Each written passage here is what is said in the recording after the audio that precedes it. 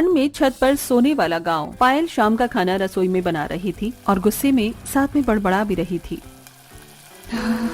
पता नहीं इन लोगों को क्या दिक्कत है, एक बात भी समझ में नहीं आती है, हमेशा बस अपनी ही मनमर्जी करनी होती है। अरे फिर हमारा इस घर में रहने का फायदा ही क्या है जब हमारी मर्जी का कुछ चलता ही नहीं है। एक तो इतनी ठंड है, फिर भी इन्हें समझ में नहीं आता। आखिर पायल इतनी ज्यादा गुस्से में क्यों थी, जानने के लिए जरा कहानी में आगे बढ़ते हैं। पायल खाना बनाकर सबको परोसती है। सभी टेबल पर बैठकर साथ में खाना खा रहे थे। चलो चलो, खाना तो खत्म होने वाला है, आप खाना खाते ही सब जल्दी से ऊपर पहुंच जाओ, सोने की तैयारी शुरू करो, आज वैसे ही पहले बहुत देर हो गई है। हाँ मम्मी, चिंता मत करो, बस अभी खाना खाकर ऊपर बिस्तर लगा देंगे, मैं और भाभी दोनों मिलकर। ठीक है, पहले हम ऊपर चले जाते हैं, उसके बाद तुम दोनों बिस्तर लेकर ऊपर आ जाना। हाँ जरूर, यही काम रह गया है ना मुझे तो। सभी खाना खा लेते हैं और उसके बाद पायल और रिया दोनों मिलकर छत पर जाकर बिस्तर लगाने लगती हैं। दोनों बिस्तर बिछा ही रही थी, तभी वहाँ सामने वाली छत पर, जो उनकी दीवार से बिल्कुल दीवार सटी हुई थी, उनकी पड़ोसन बहू भी वहाँ पर बिस्तर बिछा रही थी। और पायल, घर का सारा काम खत्म हो गया? हाँ, सबने खाना पीना खा लिया है, अभी सबका बिस्तर लगा दूंगी, सब लेट जाएंगे, उसके बाद बस बर्तन धोने बचे हैं, जाकर वही धोऊंगी। एक तो इतनी ठंडी ठंडी हवा चल रही है और ठंड में रात को बर्तन धोना बड़ा मुसीबत होता है। इसलिए सर्दी में मैं तो पहले ही काम खत्म कर लेती हूँ, उसके बाद काम करने का मन ही नहीं करता, वो भी ठंडे पानी से। तभी वहाँ पर पायल और नेहा के ससुराल वाले ऊपर आ जाते हैं। अरे शीला आ गई, आज तो तू भी जल्दी छत पर आ गई, लेकिन आज तो बहुत ही ठंडी हवा चल रही है, बड़ी ठंड है, मैं इसीलिए मोटी रजाई लेकर आई हूँ। हाँ सच में बहुत ठंडी हवा चल रही है, हमने भी मोटे कंबल और रजाई निकाल ली है, अब सर्दी बढ़ेगी और मैंने सोचा तेरे और सरला दोनों के साथ मिलकर आज गप्पे लड़ाऊंगी, इसलिए मैं छत पर जल्दी आई। आज मेरे पास तुम्हें बताने के लिए बहुत धमाकेदार खबर है। क्या कहा, सच में? बता फिर तो जल्दी। अरे रुक जा, एक बार सरला को भी छत पर आने दे, वो भी बस आती ही होगी, तब तक मैं अपनी बहू से गर्मा गर्म चाय मंगवा लेती हूँ, छत पर ठंडी ठंडी हवा में चाय पीने का मजा आएगा। दरअसल ये गांव जहाँ पर हर किसी को छत पर सोने की आदत थी, पूरा गांव ही छत पर सोता था। उन सभी को छत पर खुली हवा में सोना बहुत अच्छा लगता था। इस तरह सभी छत पर पहले जाकर थोड़ी बहुत देर बात करने की आदत थी और उसके बाद सभी एक दूसरे से बात करते हुए सो जाते थे। लेकिन वहीं दूसरी तरफ जब पायल नीचे बर्तन धोने आती है, तब वो गुस्से में बर्तन धो रही थी और वो पहले से ही गुस्से में थी। गुस्सा आना तो लाजमी है ना, बताओ भला ऐसी छत पर कौन सोता है। अरे मैं तो घर की बहू हूँ, कम से कम मुझे तो कमरे में अकेले सोने दो, ऊपर से इतनी सर्दी में छत पर सुला देते हैं। गर्मियों में तो मैंने कुछ नहीं कहा था, लेकिन कम से कम सर्दी में तो मुझे चैन से सोने दो। तो बहू को छत पर सोना पसंद नहीं था, जो कि जरा लाजमी भी है। वहीं दूसरी तरफ सरला की बहू, जिसकी अभी नई नई शादी हुई थी, वो भी छत पर बिस्तर लगाने जा रही थी, लेकिन उसने घूंघट किया हुआ था, जिसकी वजह से वो सीढ़ी पर गिर जाती है। ओए माँ, मर गई मैं तो, फूट गई, बड़ी जोर की लगी है, पैर भी मुड़ गया। उसकी आवाज सुनकर उसकी सास सरला और उसकी ननंद मोना दोनों वहाँ आती हैं। अरे भाभी, क्या हो गया, आप ऐसे क्यों चिल्ला रही थी? मैं सीढ़ी पर गिर गई हूँ, बहुत जोर से चोट लगी है और मेरा पैर भी मुड़ गया है। मुझे नहीं लगता अब सोने में ऊपर जा पाऊंगी, आप सब ऊपर चली जाइए, मैं रहने देती हूँ। ला दिखा, मुझे जरा सी ही तो चोट लगी है तुझे, तू भी ना बहू बहुत ही ज्यादा नाजुक गली है। चल मैं और मोना तेरी मदद करते हैं ऊपर छत तक जाने में, चिंता मत कर, हम तुझे यहाँ नीचे अकेले नहीं छोड़ेंगे, हम सभी का बराबर ध्यान रखते हैं। रही बात बिस्तर लगाने की, तो वो भी आज मोना ही लगा देगी। सरला और मोना दोनों रितु को पकड़कर छत पर ले जाते हैं। तब रितु मन ही मन सोचती है, चोट में भी मुझे नहीं छोड़ रही है, अरे कम से कम आज तो इसी बहाने मुझे नीचे सोने का मौका मिल जाता, लेकिन नहीं, एकदम जिद्दी ससुराल वाले हैं मेरे तो, सुलाना इन्हें मुझे छत पर ही है, ऊपर से यहाँ इतनी तेज हवा भी चल रही है, ठंड में तो मेरी कुल्फी ही जम जाएगी यहाँ पर छत पर। इस तरह रितु को भी जबरदस्ती छत पर ले जाया जाता है और हर कोई अड़ोसी पड़ोसी रात को छत पर खुले आसमान के नीचे बिस्तर लगाकर सोते हैं। यहाँ कुछ ऐसा ही था। इस तरह दिन गुजर रहे थे। वहीं पड़ोस में एक नई नवेली दुल्हन आई थी। तभी उसका गृह प्रवेश कर रहे थे और वहाँ पर सभी पड़ोसन थी। आजा बहू, गृह प्रवेश कर अपने दाहिने पैर से कलश गिरा दे।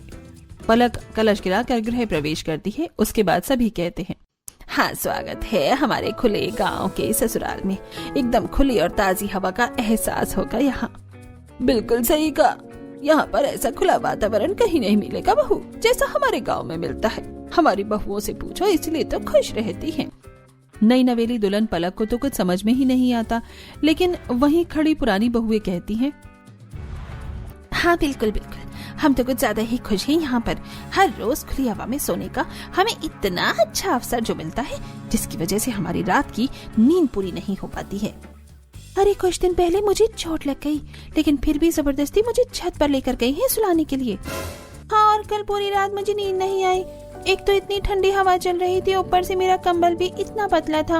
आज भी मुझे खांसी जुकाम हो रखा है, लेकिन नहीं, इन्हें तो सिर्फ अपनी मर्जी चलानी है। सच में क्या ही कह सकते हैं इन लोगों को। अब अगले दिन जब पलक रात को सभी को खाना बनाकर खिलाती है, खाना खाने के बाद वो जब अपने कमरे में जा रही थी, तब उसकी सास उसे रोकते हुए कहती है, अरे बेटा कहाँ जा रही है? चल जल्दी से बिस्तर लेकर छत पर चल, वहीं पर हमारा बिस्तर लगेगा। ये बात सुनकर पलक को बड़ी हैरानी होती है। क्या कहा? छत पर? लेकिन ऐसा क्यों? अरे हमारे यहाँ ऐसा ही होता है। हमारे यहाँ पूरा गांव छत पर ही सोता है। छत पर एकदम खुली और ताजी हवा जो चलती है, छत पर सोने का जो मजा है वो कहीं और नहीं। जल्दी कर, सब लोग छत पर आ गए होंगे। ये बात पलक को तो बड़ी अजीब लगती है, लेकिन वो कर भी क्या सकती थी। जैसा उसकी सास ने करने को कहा, उसने वैसा ही कर लिया। उनके पीछे पीछे छत पर चली जाती है और चारों तरफ नजरें घुमाकर देखती है कि लगभग पूरा गांव ही अपनी छतों पर बिस्तर बिछा रहा था और आधे लोग तो सो भी गए थे। तभी उनकी पड़ोसन सुनीता कहती है, अरे वाह, हमारी नई नवेली दुल्हन भी आ गई छत पर। कैसे नहीं आती? छत पर सोने का मजा ही जो अलग है। वही तो, छत पर खुले में सोना जितना मजा और कहीं हो भी सकता है भला। वहीं दूसरी तरफ सुनीता की बहू मन में सोचती है, ये लोग कुछ भी अपने मन में खुद ही सोच लेते हैं, हमें अच्छा लगेगा। लेकिन इन्हें कौन बताए, हमें जो छत पर सोना बिल्कुल भी पसंद नहीं है, लेकिन जबरदस्ती ऊपर उठाकर ले आते हैं। मैं तो पलक का सोच रही हूँ, बेचारी को शादी के दूसरे ही दिन छत पर जाकर सोना पड़ रहा है। पता नहीं मन में क्या क्या सोच रही होगी। सभी बिस्तर लगाकर सो जाते हैं, लेकिन पलक, जिसके लिए ये सब बिल्कुल नया था, उसे बिल्कुल भी नींद नहीं आती। वो आंखें खोलकर देखती है कि उसके पूरे ससुराल वाले आराम से खर्राटे मारकर सो रहे थे। वो बड़ी परेशान हो जाती है। यार, यहाँ छत पर कितनी तेज हवा चल रही है। मेरे ससुराल वाले नहीं, मुझे तो लगता है पूरे गाँव वाले ही पागल हैं। भला ऐसी सर्दी में इतनी ठंडी हवा में छत पर कौन सोता है? सभी लोग कैसे खर्राटे मारकर सो रहे हैं? मुझे तो बिल्कुल नींद नहीं आ रही, मुझे तो बहुत ठंड लग रही है। इस तरह पूरी रात ठंडी हवा में पलक की कुल्फी जम जाती है। वो पूरी रात एक पल भी चैन से नहीं सो पाती और बस करवट बदलती रह जाती है। अगले दिन सुबह पलक सभी को चाय बनाकर देती है। ठंड में सुबह सुबह चाय का अलग ही मजा है। अच्छा बहू, एक बात बता, रात को तुझे मजा आया ना ऊपर सोने में? हे भगवान, ये कैसा सवाल हुआ? मजा तो आया ही होगा माँ। अब ठंड में यहाँ पर इतनी खुली और ताजी हवा में छत पर सोने का मौका मिलेगा तो हर किसी को अच्छा तो लगेगा ही। हे भगवान, मुझे तो मेरा पति भी बिल्कुल पागल ही लगता है। ठंड में छत पर कौन सोता है? इस तरह सभी गांव वाले हर रोज छत पर ही सोते थे, लेकिन बहुओं को बिल्कुल भी नींद नहीं आती थी। ना तो उन्हें बिल्कुल भी आदत थी छत पर सोने की, और ऊपर से उन्हें बहुत सी परेशानी भी होती थी। एक रात जब सभी आराम से सो रहे थे, तब पायल, अरे यार, छत पर तो इतने मोटे मोटे मच्छर हैं, लगता है एक ही दिन में ये मेरा सारा खून पी जाएंगे। अब क्या करूं? ऊपर से मुझे बहुत ज्यादा ठंड भी लग रही है। पायल को बिल्कुल भी नींद नहीं आ रही थी और वो आंख बंद करके दोबारा सोने की कोशिश करती है, लेकिन तभी उसकी ननंद रिया उसके ऊपर पैर रख देती है, जिसके बाद उसे गुस्सा आता है। लो जी, बस इसी चीज की कमी रह गई थी। मेरे ऊपर इतना भारी 10 किलो का पैर रख दिया है। सब इतना चिपक कर सोते हैं, बिल्कुल नींद नहीं आती है। पायल गुस्से में रिया का पैर उठाकर फेंक देती है और दोबारा सोने की कोशिश करती है, लेकिन इस बार रिया उसके ऊपर हाथ रख देती है। कौन सी मनहूस घड़ी में मैं आकर इस गांव के ससुराल में फंस गई हूँ। सिर्फ इस ससुराल में नहीं, इस गांव के किसी भी ससुराल में आना बेवकूफी है। इस बार पायल उसका हाथ हटाती है और उसके बाद वो उठकर टहलने के लिए छत के दूसरे कोने पर जाती है। तभी सामने उसे लंबे बालों वाली एक परछाई नजर आती है, जिसे देखकर वो डर जाती है और हल्का चिल्लाती है कि चुड़ैल। अरे शांत, चुप हो जा पायल, कोई चुड़ैल नहीं है, मैं हूँ सीमा। अच्छा तुमने तो मुझे डरा ही दिया। तुम अब तक सोई नहीं?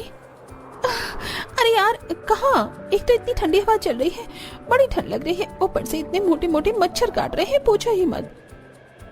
सच में यार मेरा भी यही बुरा हाल है। एक तो मेरे ससुराल वाले इतना चिपक कर सोते हैं, मुझे जगह ही नहीं मिलती। ऊपर से इतनी ठंड में छत पर सोना पड़ रहा है जहाँ बिल्कुल भी नींद नहीं आती। सर्दी में तो इंसान को ज्यादा सोना चाहिए और हमें तो ढंग से रात को भी सोने को नहीं मिल रहा। सच में यार कहाँ फंस गए हम। इस तरह दिन गुजर रहे थे और उन्हें जबरदस्ती छत पर सोना पड़ रहा था। कुछ दिन बाद गली के कोने पर सभी पड़ोसनी इकट्ठा होती हैं। सभी साथ मिलकर बाजार में सब्जी लेने जा रही थी। क्या हाल है तुम सबका? क्या ही हाल हो सकता है, बद से बदतर हो रहा है। पूरी पूरी रात नींद नहीं आती, बस करवट बदलते रह जाते हैं। इतनी ठंड में ऊपर से जुकाम भी हो गया है। सच में इतनी ठंड में ढंग से सोने को भी नहीं मिलता है। देखो तो जरा हमारी हालत को, जीते जागते ज़ॉम्बी लग रहे हैं। सच में मेरी तो कुछ ही दिनों में हालत खराब हो गई है। आप सब तो फिर भी बहुत पहले से यहाँ पर रह रहे हैं, इतना समय कैसे झेला? सच में बस झेलना पड़ रहा है, लेकिन अब मैं बहुत परेशान हो गई हूँ। बस बहुत हो गया। आज मैं अपने ससुराल वालों से इस बारे में बात जरूर करके रहूंगी। हाँ बिल्कुल सही, हमें एक बार अपने ससुराल वालों से इस बारे में बात कर लेनी चाहिए। हालांकि वो हर बार मना करते हैं, लेकिन हमारी हालत तो देखो, तबीयत भी कितनी खराब हो रही है, ऊपर से ठंडी हवा में सोने में। इस तरह गांव की सभी बहुएं अपने ससुराल वालों से बात करने की ठानती हैं। सभी जब सब्जी लेकर घर आती हैं पायल के घर। आज मैं छत पर नहीं सोऊंगी मम्मी जी, मेरा गला बहुत ज्यादा खराब है और तबीयत भी ठीक नहीं है। अरे कोई बात नहीं, छत पर सोने से सब ठीक हो जाएगा। लेकिन छत पर सोने से सब ठीक कैसे होगा? बिल्कुल होगा, जब तुम ठंडी और ताजी हवा में सोओगी तो सब ठीक हो ही जाएगा। बल्कि उसमें तो तबीयत और ज्यादा खराब हो जाएगी। मुझे छत पर नहीं सोना है, मैं नीचे यहाँ अपने कमरे में अकेले से सो जाऊंगी। ऐसे कैसे सो जाओगी? हमारे घर की परंपरा है, हर कोई ऊपर छत पर एक साथ ही सोता है। तुम ऐसे हमारी बात के खिलाफ नहीं जा सकती। चुपचाप जल्दी से शाम का खाना और काम खत्म करो और बिस्तर लेकर ऊपर चली जाओ। वहीं दूसरी तरफ नेहा के घर में, मुझे छत पर इसलिए नहीं सोना क्योंकि मुझे वहाँ नींद नहीं आती और अब सर्दी भी बढ़ गई है, बहुत ठंडी हवा चलती है। तो क्या हुआ, रजाई भी तो मोटी है और हम भी तो सोते हैं, हमें तो कोई ठंड नहीं लगती। लेकिन माँ जी क्या छत पर सोना इतना ही जरूरी है? अब सर्दी है, बिल की भी कोई चिंता नहीं। अब तो मैं कम से कम आराम से अपने कमरे में नीचे सो सकती हूँ। नहीं, तुम्हें पता है हमारे गांव में ऐसा ही होता है। पूरा परिवार एक साथ मिलजुल कर रहता है और सभी काम एक साथ करता है। हम खाना भी एक साथ बैठकर खाते हैं और सोएंगे भी एक साथ ही। आगे से इस बारे में कोई बात ना हो। इस तरह हर किसी को वही बात सुनने को मिलती है। अरे भला सोने एक साथ क्यों जरूरी है? अलग अलग भी तो सो सकते हैं, लेकिन नहीं, इन्हें तो सोना भी एक साथ ही है।